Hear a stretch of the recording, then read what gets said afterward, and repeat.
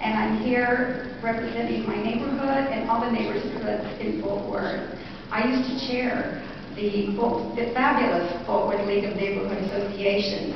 Most cities do not have neighborhood associations, but we are lucky to have it.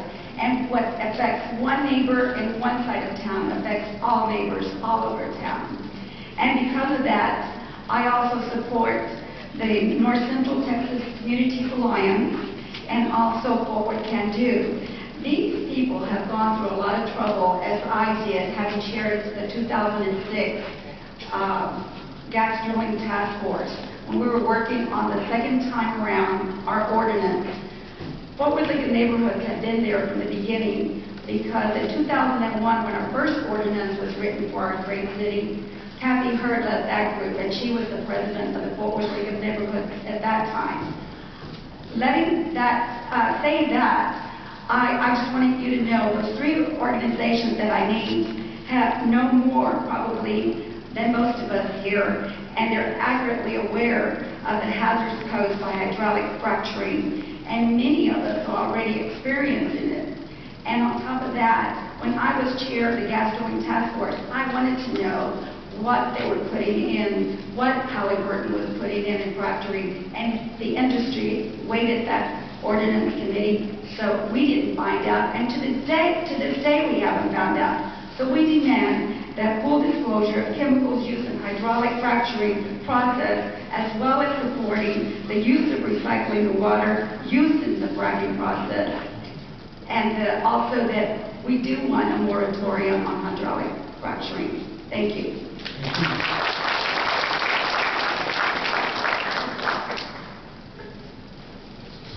Number 15, Mr. William DeVos from the Chesapeake Well Site.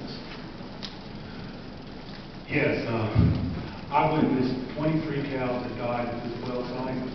They suffered.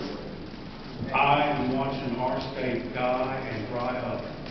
Drilling is killing the state of Louisiana. The bayou behind my home is nearly dried up. Because of this rain, we finally got water. Our state has completely handed complete control of our water, surface and groundwater, to the industry. They are damming up all the streams, the bayous, springs, people's ponds are drying up, the fish are dying, the trees are dying, the list goes on. But the thing is, there is 16 septillion molecules of hydrogen in an 8-ounce glass of water. Now the industry says that 90% of it is water and 10% is whatever concoction they have, and we all know what it is. Well, let me tell you, we got to realize that they're getting the hydrogen from the water. It is not, the shell is nothing but a rock. It is like bread, it is the ingredients. Flour, sugar, milk, whatever.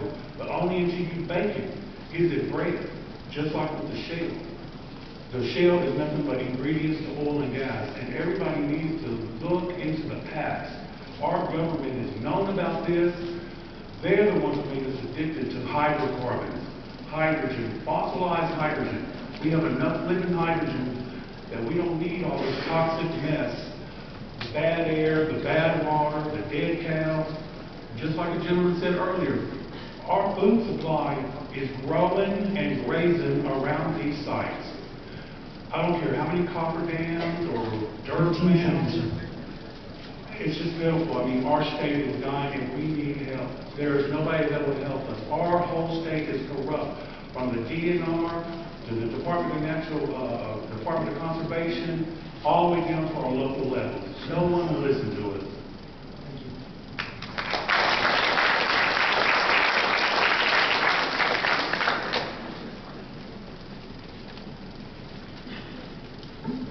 Mr. Robert Snoke.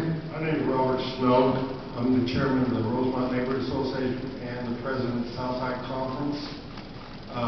No permeability of the burnout shell. That's what keeps our water safe. They've got to fracture it so they get the gas. But that's the only thing that keeps the water from the fracking process. I'm going to tell you what the problem is today. We all know the Railroad Commission is not a friend of the people. We know that the Texas agency that's supposed to control the oil and gas business has lied to the people. The problem here today is the EPA. They knew what the problems were before. They knew what the problems were during. And they're coming into town on a white horse saying this today. Nobody believes you. Nobody believes you. You're casual, you're nonchalant, happy, you already know this. So look at yourself. Go home and look in the mirror. And ask yourself about our children. You want to fraction the Burnett Show? Don't do it in these highly dense urban settings where children play. Look at yourself. You are the problem. Dr. Armand-Dares, I've heard wonderful things about you. Incredible things. You are a hope. You are a prayer. But guess what? You're not there. The North Texas Alliance of Communities, I respect everything they do. They're wonderful. So when is the EPA going to quit with these meetings and roll up their sleeves and get to work? When are we going to stop this pretend that you don't know what's in the ground? You have all the studies in the world, but you're not looking at any of it. You're going to wait until I see something coming out of my faucet. Purple, is it? And then I'm going to call you. Well, it's too late. It's in my water. Sir.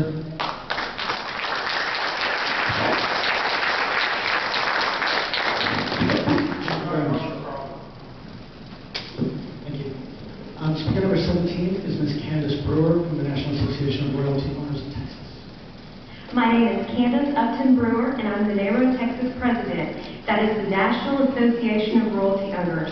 We represent the concerns of an estimated 8.5 million oil and gas, mineral and royalty interest owners. Our members live in all 50 states. We come from diverse backgrounds, all political parties, religions, and race. But what brings us all together is private mineral ownership. NARO has been educating and advocating on behalf of mineral and royalty owners since its inception, and our average member makes less than $500 a month in royalty income. We are the citizens who own the land, live on the land, drink the water, raise our families, crops, and livestock, as well as receive an income from mineral production. We are the stewards of the land and the last ones that want to see our water supply contaminated. So if this study is in fact designed on our behalf, we ask that it be both technical and scientific, not politically motivated.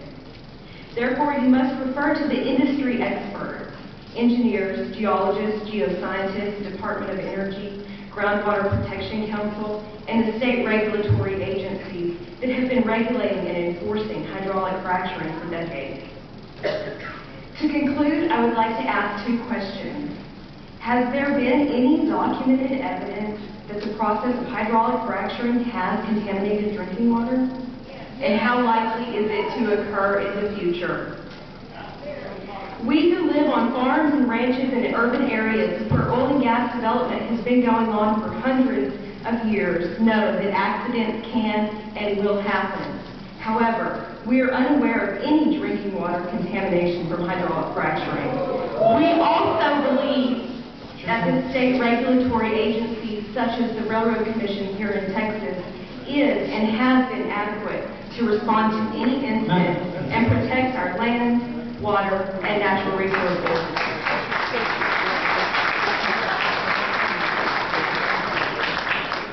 You own a television, watch HBO. Okay. You can slow me down, slow down. Mr. Richard Chapman is next from the American Royalty Council and Tip Pro.